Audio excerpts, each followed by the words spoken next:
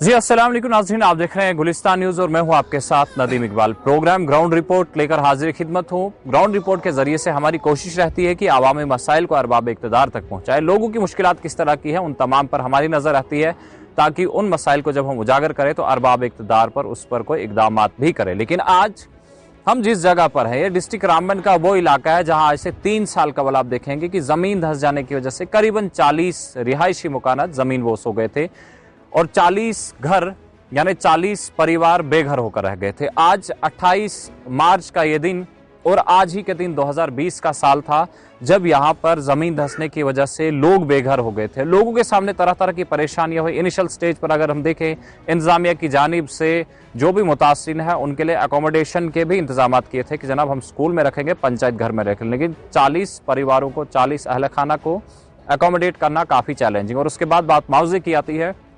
3 साल का अरसा गुजर गया है, कितना मुआवजा मिला है, कितनी इमदाद मिली है, कितनी राहत मिली है।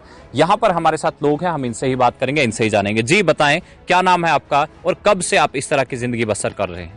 नमस्ते, मेरा नाम शादीलाल है। मैं ढलवास पंचायत का रहने वाला हूँ। 28 मार्च 2020 को जहाँ पर स्लाइडिंग हुई थी, उससे पहले 4 साल 4 लेन वाले कटाई करते रहे और 40 घर ख़त्म हो गए थे और 390 कनाल ज़मीन। उसके बाद हमें बहुत उन्होंने कहा कि हम आपको मुआवजा देंगे, आपका कंपनसेशन देंगे। फाइलें बनी है, सब कुछ बना है, हर जगह में हमने गुहार लगाई, लेकिन हमारी आज के दिन तक किसी भी जगह पर सुनाई नहीं हुई। और जब भी हम एडमिनिस्ट्रेशन के पास जाते हैं, वो कहते हैं 15 दिन के अंदर आपका मुआवजा मिल जाएगा। और जब हम किसी लीडर के पास जाते हैं, वो भी कहते हैं कि 15 दिन के अंदर हमारा मुआवजा मिल जाएगा। हम कल भी गए थे रामबन में। डिस्ट्रिक्ट जो प्रेसिडेंट है उनका हमें धन्यवाद करता हूं कि कल उन्होंने हमारी बहुत हेल्प की और उन्होंने आश्वासन दिया कि 10-15 दिन के अंदर अंदर आपका मुआवजा मिल जाएगा। और शक्ति पटियार जी का भी मैं बहुत धन्यवाद करता हूं कि उन्होंने बेचारों ने बहुत कोशिश की, उन्होंने भी आश्वासन दिया कि आपका मुआवजा 15 दिन के अंदर मिल जाएगा। लेकिन मुझे यही लगता है कि जो 15 दिन पिछले 3 साल से होते हुए आ रहे हैं, तो मुझे वैसे ही कुछ लक्षण नज़र आते हैं और हम बहुत परेशान। हमारे छोटे छोटे बच्चे, हमारी माताएं बहनें देखो आज बिल्कुल दर-बदर हैं और ना हमें घर रहने के लिए, ना कोई काम करने के लिए। और जिस अफसर के पास भी जाते हैं वही कहते हैं कि आपको 15 दिन के अंदर मुआवजा मिल जाएगा, लेकिन हमें अभी तक कुछ भी नहीं। आज तक आपको, क्योंकि पहले ही जब हम देखें स्कूल में ठहराना, पंचायत घर में ठहराना, इस तरह के इंतजाम, टेंट्स फराहम करना, कि वो तमाम चीजें आपको नहीं मिली? आज 28 मार्च 2023, आज 3 साल पूरे होके और चौथे साल, कल का दिन चौथे साल में शुरू हो जाएगा, लेकिन हमें आज के दिन कुछ भी नहीं मिला। अब लेफ्टिनेंट गवर्नर इंतजामिया से आप क्या अपील करना चाहेंगे? लेफ्टिनेंट गवर्नर से हम यही अपील करना चाहते हैं कि सर, जो हमारी फाइल है उस पर थोड़ी रोशनी दिया जाए और हमें जल्दी से जल्दी मुआवजा दिया जाए। हम डॉक्टर जितेंद्र जी से भी दोनों हाथ जोड़ के विनती करते हैं कि डॉक्टर साहब, हमारी जो बच्चे हैं इन पर ध्यान दिया जाए, हमारी जो फाइल है उस पर ध्यान दिया जाए और हमें जल्दी से जल्दी हमारा जो मुआवजा दिया जाए, ताकि हम अपनी माता बहनों की दोबारा मकान बना के अच्छी तरह जिंदगानी जो बसर कर सकें। हमारे बच्चे और हमारी माताएँ आज दर-बदर हैं। आज की डेट में अगर हमारे घर में कोई महत्वदारी भी हो जाती है तो हमारे घर में 10 आदमी भी आने की वहाँ पर गुंजाइश नहीं है। और हम दोनों हाथ जोड़ के लेफ्टिनेंट गवर्नर से भी और डॉक्टर जितेंद्र से भी हम विनती करते हैं कि सर, इस विषय पर थोड़ा ध्यान दें और इस विषय पर जहाँ पर ये फाइल अड़ी हुई है तो वहाँ पर थोड़ी दिशा दी जाए सर। बहुत चलिए जी जनाब, सरकारी इमदाद मिली नहीं, इंतजार करते करते 3 साल का अरसा गुजर गया। जहां भी गए टाइम जरूर मिला है कि जनाब आपका मुआवजा मिलेगा, आपकी फाइल इन प्रोसेस है, लेकिन वो प्रोसेस कब कंप्लीट होगा? 3 साल से मुकम्मल हुआ नहीं। हमारे साथ एक बुजुर्ग खातून है, इनसे भी बात करेंगे। जी बताएं, किस तरह की जिंदगी है, क्या परेशानियां हैं आपकी? परेशानियां, स्लाइडिंग गई है, स्लाइडिंग के जरिए हमारा मकान गिर गया। उस रात को बड़ी मुश्किल के साथ हमें अपनी जान बचाई। आज जब बारिश हो या गर्मी होती है, धूप वगैरह, उस वक्त आपके सामने क्या परेशानियां रहती हैं? क्या परेशानियां? धूप में रहते हैं, बारिश पड़ती है तो तरपाल लेकर तरपाल के पास रहते हैं। छोटे छोटे बच्चे भी आपके साथ? बच्चे, हाँ, छोटे छोटे बच्चे भी हमारे साथ हैं। तो लोग बोलते हैं मकान कैसे बनाना, ये लड़का इसका पेड़ काटता है तो दिन को बेचारा दिहाड़ी लगाता है, रात को बच्चे को खिलाता, हमें खिलाता। हम भी मेहनत करने के लिए नहीं रहे हैं। तो गवर्नमेंट को बोलते हैं तो मुआवजा दो, ये बोलते हैं ना 15 दिन ठहर जाओ, 15 दिन ठहर जाओ, 15 दिन ठहर जाओ। कितने 15 दिन ठहरने हैं? कहाँ जाना है? डॉक्टर जितेंद्र के साथ मैं विनती करती हूँ, तो मैं अच्छे तरीके से विनती करती हूँ तो मेरा मुआवजा मुझे दे दीजिए। बहना भाई हर जगह भी खज्जल है, जिनके घर सिला देंगे वो तो बेचारे दर है, वो कहाँ जाएंगे? वो छोटी छोटी बच्चियाँ कहाँ जाएंगियाँ? धूप पैती है तो दरख्त के हेठ टाइम पास करते हैं। फिर अंबर की छाँव आती है, उस वक्त जरा सा रहता। सर्दी का मौसम आता है तो तरपाल है, तरपाल के रखते अग्नि बालते हैं, उस तरीके वो अपना टाइम पास करते हैं। तो कहाँ जाना है? नहीं मरने का नहीं ठिकाना, नहीं जीने का ठिकाना, किस लिए जाना है, कहाँ मरना है? जो गवर्नमेंट नहीं कोई ठिकाना देती है, कैसे मरना? चलिए जी, सरकार की प्राइमरी ड्यूटी है कि वो लोगों के रहन सहन का इंतजाम करे, लेकिन जनाब बारिश हो या धूप हो, शिद्दत की सर्दी हो या फिर कड़कती धूप हो, लेकिन लोगों के सामने परेशानियां रहती है। ढलवास के लोगों का हाल कुछ इस तरह का है। हमारे साथ कुछ और भी लोग हैं, इनसे भी बात करेंगे। जी, क्या कहेंगे आप? शुक्रिया कुटोई साहब, मैं साबका सरपंच ढलवास पंचायत से हूँ। बड़े अफसोस से कहना पड़ता है कि ये वो अंधेर नगरी चौपट राज हो गया हमारी पंचायत ढलवास का। आज ही के दिन, कम से कम 3 साल पीछे, आज ही के दिन जो हमारे 40 घर इस पंचायत में डैमेज की वजह से उजड़ गए थे, वो आज भी रिफोजियों की जैसी ज़िंदगी बसर कर रहे हैं। बड़े अफसोस से कहना पड़ता है कि ना हमारी कोई एडमिनिस्ट्रेशन सुन रही है, ना गवर्नमेंट सुन रही है, जबकि इसमें क्लियरनेस दी गई है कि जीएलओजी वालों ने एक सर्वे किया है कि ये एनएच वालों ने जो 4 लाइन का काम किया था, इसकी वजह, कटिंग की वजह से ये पूरा इलाका जो हमारा है, कम से कम 400 कनाल रकबा जो इन 40 घरों का उजड़ा हुआ है, मकान इनके डैमेज हो गए हैं, ज़मीनें इनकी ख़त्म हो गई हैं। आप कैमरा लगाकर दिखाइए, ये पूरा इलाका जो आज जंगल की तरफ वैरान है, ये सब इनकी मलकियत जगह थी यहाँ पे। मगर बड़े अफसोस से कहना पड़ता है कि हमारी फाइल, जब भी हम किसी के पास जाते हैं वो कहते हैं जम्मू सेक्रेटरीट में आपकी फाइल फंसी हुई है। क्या ये गरीब आज की डेट में और आज की तारीख में, मैं कहता हूं कोई कितनी भी पहुंच वाला वो सेक्रेटरीट के अंदर नहीं जा सकता है, ये गरीब वहां भी पहुंचे, मगर इनकी सुनवाई वहां भी नहीं हुई। बड़े अफसोस से कहना पड़ता है कि अगर हम उस तारीख को देखें जो 28 मार्च 3 साल पहले ये हादसा हुआ था, हमारे रोंगटे खड़े हो जाते हैं कि उस दिन और आज की डेट में इन लोगों के साथ क्या इंसाफ किया जाता है। क्या ये हिंदुस्तानी नहीं है? क्या ये हमारे शहरी नहीं है? क्या इनको इंसाफ नहीं मिलना चाहिए? क्या ये मजबूर कर रहे हैं इन लोगों को? यहाँ इन कंपनी आई, दूसरी कंपनी आई, फ्लाईओवर इनके एरिया में बना रहे हैं, ना इनको वहाँ बेचारों को रोजगार दिया गया, ना उस कंपनी से इन लोगों को कोई फैसिलिटी दी गई। कम से कम गवर्नमेंट के शेड्यूल में तो हर चीज़ें होती है जब कंपनी कोई साइड पे टेंडर डालती है। इन लोगों को ना वहाँ फैसिलिटी, ना घरों में फैसिलिटी। आज भी ये 3 साल से कोई त्रिपाल में, कोई शेड में अपनी ज़िंदगी बसर कर रहा है। रिफोजियों से बदतर इनका हाल है। मैं गवर्नमेंट से यही रिक्वेस्ट करूँगा, खत्म कीजिए जनाब, मेहरबानी आपकी। ये जो अंधेर नगरी चौपट राज है, इन गरीबों की तरफ ध्यान दीजिए। अगर फाइल कहीं फाइनेंस कमिश्नर के पास फंसी है, मैं फाइनेंस कमिश्नर से भी रिक्वेस्ट करूंगा कि अब आपके पास पॉइंट है कि ये मुआवजा किस बेस पे इनको दिया जाएगा। मेहरबानी करके 3 साल से आप 15 दिन का टाइम दे रहे हैं।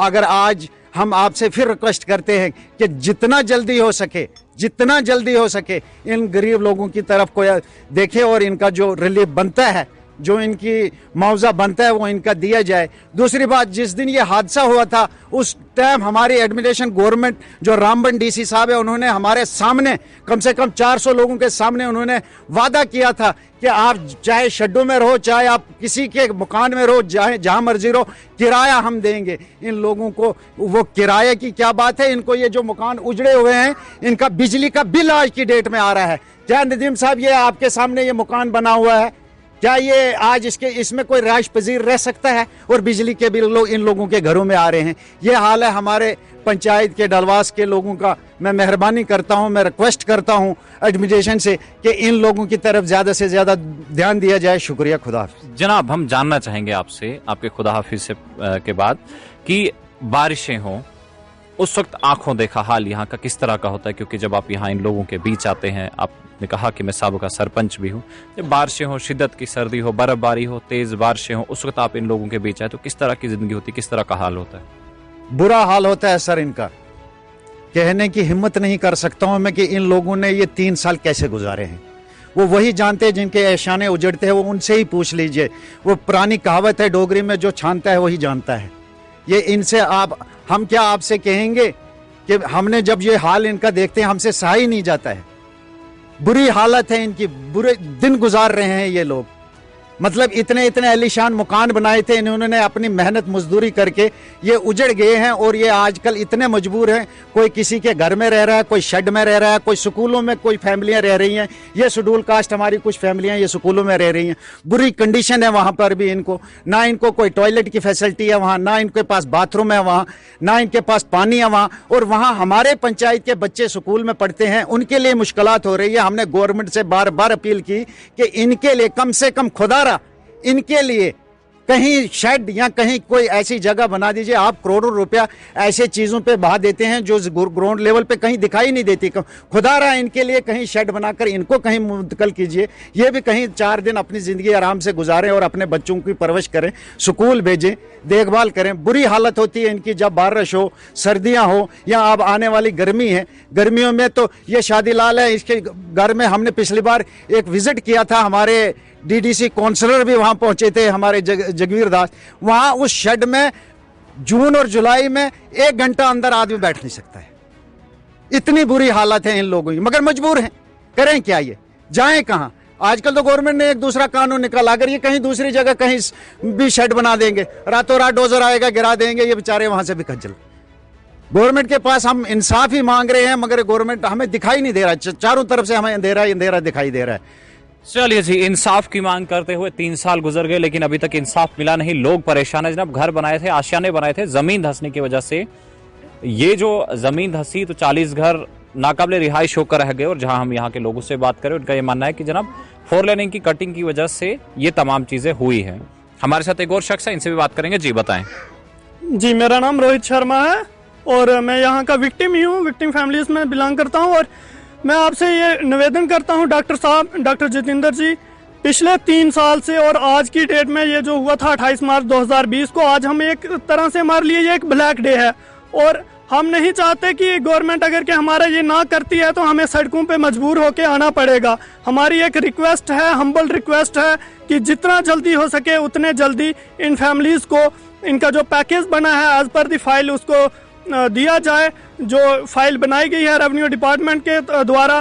क्योंकि ये जो स्लाइड हुई थी ये नेशनल हाईवे की कटिंग की वजह से हुई थी। इसका पुख्ता सबूत हैं, जो जियोलॉजिकल सर्वे ऑफ इंडिया ने एक सर्वे किया था और उसमें ये बताया गया है कि एक्सेसिव कटिंग और अनप्लानिंग एंड अनसाइंटिफिक कटिंग के कारण ये स्लाइडिंग हुई है। तो इसका जिम्मेवार नेशनल हाईवे है। और अब हमें नहीं पता नेशनल हाईवे दे या ये स्टेट गवर्नमेंट दे, जहां से दे, यूटी गवर्नमेंट दे, लेकिन जल्द से जल्द हम 3 साल से स्ट्रगल कर रहे हैं। यहाँ स्टूडेंट्स भी आए हुए हैं, आप इनको देख सकते हो, इनको अभी स्कूल्स में होना चाहिए, वो यहाँ पे हमारे साथ यहाँ पे खड़े हैं। क्या करेंगे वो? उनको स्कूल में जाके उनका माइंड कैसे कंसंट्रेट होगा जब उनके पास घर ही नहीं है, छत ही नहीं है, घर में रहने के लिए जगह नहीं है, उनके पास आशियाने नहीं है, तो वो कैसे जिएंगे ये लाइफ? अगर कि आज ये 3 साल हो गए, 5 साल हो जाएंगे तो यहाँ के जितने भी युवा हैं वो तो बेरोजगार हो गए लाइफ लॉन्ग के लिए। इससे हमारी आपसे विनती है कि जितना जल्दी हो सके इनको रिहेबिलिटेट। एक चीज और, क्योंकि आपने कहा कि ठीक है जब घर तो चले गए, अब रहने की जगह नहीं है, लेकिन जमीन भी अगर यहाँ पर गई है तो क्या यहाँ कुछ ऐसे भी लोग थे, कुछ ऐसे भी परिवार थे जो खेती बाड़ी करके, जमींदारी करके अपना पेट पालते थे? 90% यहाँ के लोग थे वो जिम्मेदार ही थे अपनी। यहाँ पे अनारदाना होता था, अनारदाने के आज देखोगे तो यहाँ पेड़ ही नहीं बचे हैं। हमारा यही था कि मक्की लगाएंगे, गेहूं लगाएंगे, अनारदाना होगा, थोड़ा फल फ्रूट होगा, तो इसी से तो हमारा गुजारा निकलता था। अब ना हमारे पास जिम्मेदारी बची है और ना मकान बचे हैं, और दिहाड़ी लगा के तो आजकल कोई नहीं फैमिली को कंटिन्यू कर सकता है। परेशानियां है जनाब, एग्रो अलाइड सेक्टर से जुड़े लोग हैं, खेती बाड़ी करके गुजारा करने वाले लोग हैं, लेकिन परेशानियां है क्योंकि जमीन भी न रही, घर बन रही। हमारे साथ एक और बुजुर्ग हैं, इनसे बात करेंगे। जी बताएं, क्या कहेंगे आप? नमस्कार जी, मेरा नाम चूनी लाल है। मैं डोगरीज के गल करी सकदा ते डोगरीज के बोलदा। ये 2020 दी ये गल है, ये सलैंड लाइट होई, इसदे कन्नै तपाई होई, बिल्कुल तपाई होई, सारे दे 40 घर दी तपाई होई है। सरकार कुछ दिंदी है नहीं ते नहीं किश। असें गरीबें लोकें गी ना अग्गे बधना देना, ना पिछे चलना देना। अगर अस रोड बिच उतरने की कोशिश करदे तो साढ़े कोला पैह्लें पुलिस साढ़े कोला दूनी होई जंदी उत्थें है। साढ़े डर दे मारे बेचारे लोग डरिए ते अपने अपने घरें जंदे उठी।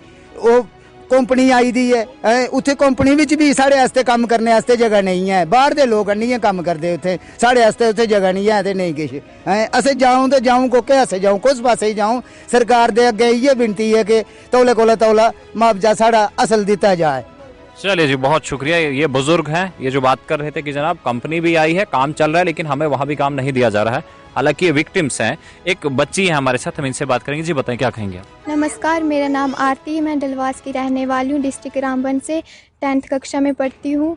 इधर 4 लाइन वालों ने कटाई की थी, लैंडस्लाइडिंग हुई थी 28 मार्च 2020 में। तो अभी तक हमारा मुआवजा नहीं मिला है हमें। हम डॉक्टर जितेंद्र से निवेदन करके कहते हैं कि हमारा मुआवजा हमें जल्द से जल्द दें और हम कहीं घर बनाएं। नहीं तो हमें अगर 1 वीक के अंदर हमारा मुआवजा नहीं दिया तो हम रोड में मजबूर होकर हम सारी लड़कियां उतर जाएंगी। चलिए जी जनाब, सड़क पर उतरेंगे एहतजाज के लिए अगर 1 हफ्ते के अंदर हमारा मुआवजा फराहम न किया गया। एक और बच्ची भी हमारे साथ, हम इनसे भी बात करेंगे। जी बताएं, क्या नाम है आपका? नमस्ते, मेरा नाम मीनाक्षी देवी है, मैं डलवास की रहने वाली हूँ। डिस्ट्रिक्ट रामबन 28 मार्च 2020 को डलवास में लैंडस्लाइड हुई थी। इसके कारण थे जो 40 घर डैमेज हो गए थे, 4 लाइन वालों ने कटाई की थी। तो आज 3 साल पूरे हो गए हैं, तो अभी तक जो हमारा मुआवजा है वो हमें नहीं मिला गया है। मैं माननीय डॉक्टर जितेंद्र जी से अपील करूंगी, विनती करूंगी कि जो हमारा मुआवजा है वो हमें जल्द से जल्द दिया जाए। नहीं तो एक वीक के अंदर अगर हमारा काम नहीं हुआ तो हम सारी लड़कियां जो हैं रोड पे उतरेंगी। तो अगर हमारे साथ कोई भी हादसा होता है तो वो उसका जिम्मेवार एडमिनिस्ट्रेशन होगा। धन्यवाद। चलिए जी आप भी बात करेंगे हमसे, बताएं क्या कहेंगे आप? मेरा नाम अदिति शर्मा है और मैं क्लास 7th में पढ़ती हूँ। मैं डिस्ट्रिक्ट रामबन की रहने वाली हूँ और डलवास की रहने वाली हूँ। यहाँ पे आज पूरे 3 साल हो चुके हैं। 28 मार्च को यहाँ पे लैंडस्लाइडिंग हुई थी 2020 में और अभी तक हमारा मुआवजा हमें नहीं दिया गया है। अगर हम पूरे 1 महीने के बाद नीचे रोड में उतरेंगे, अगर इसके हमारे साथ कोई भी हादसा हुआ उसकी जिम्मेदार एडमिनिस्ट्रेशन होगी। चलिए जी जनाब, ये यहाँ के नन्हे मुन्ने चेहरों का कहना है कि अगर सरकार या इंतजामिया की जानिब से हमारे मुतालबात को हल न किया गया तो हम सड़क बंद करेंगे, एहतजाज करेंगे, क्योंकि 3 साल से इंतजार करते आ रहे हैं। लेकिन ढलवास के लोगों के दर्द की दवा अभी तक न मिली है। जहां हमने देखा कि 28 मार्च 2020 को जमीन धंसने की वजह से 40 रिहायशी मकानात तबाह होकर रह गए। जमीन खेती बाड़ी की थी वो तबाह होकर रह गई। अगरचे इन लोगों को कुछ टाइम के लिए अकोमोडेट तो सरकारी तौर किया गया था, लेकिन जो वादे हुए थे वो अभी तक वफा न हो पाए। लोगों के सामने परेशानियां है, शिद्दत की सर्दी हो, कड़कती धूप हो, लेकिन लोगों को खुले आसमान तले जिंदगी ही बसर करनी पड़ती है। हालांकि टेंट्स की बात करें, यहाँ के लोगों से हम बात करें तो टेंट वगैरह भी नहीं दिए गए हैं, मुआवजा भी नहीं दिया गया है। और अगर दूसरी तरफ देखें कि जिसके कारण ये तमाम चीजें हुई, तो यहाँ के लोगों के मुताबिक जनाब कंपनी आई थी, कटिंग की, और कटिंग के बाद ये तमाम वारदात रूनमा हुई, पेश आई, लेकिन उसके बाद उस कंपनी में भी इनके लिए कोई रोजगार है नहीं। परेशानियां लोगों के सामने काफी ज्यादा है। ढलवास के 40 के करीब रिहायशी मकानात नाकाबिले रिहाइश होकर रह गए, लेकिन अभी तक इनके दर्द की दवा न हुई है। हालांकि इनसे अगर जब हम बात कर रहे थे, कई बार ये मुख्तलिफ दफातर तक पहुंचे हैं, मुख्तलिफ अथॉरिटीज तक पहुंचे हैं कि जनाब हमारे मसले का हल किया जाए। लेकिन अगर हर बार कोई चीज मिली है तो वक्त मिला है कि जनाब टाइम पे टाइम मिला, 15 दिन आप इंतजार कीजिए, और इस तरह से 3 साल का अरसा गुजर गया। आज 28 मार्च का दिन है, लेकिन लोगों के सामने परेशानियां बदस्तूर जारी हैं।